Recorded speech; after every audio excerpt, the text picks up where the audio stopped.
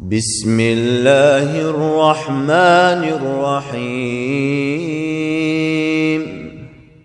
إذا زلزلت الأرض زلزالها وأخرجت الأرض أثقالها وقال الإنسان ما لها يومئذ تحدث أخبارها بأن ربك أوحى لها يومئذ يصدر الناس أشتاتا ليروا أعمالهم فمن يعمل مثقال ذرة خيرا يره ومن يعمل مثقال ذرة شرا يره.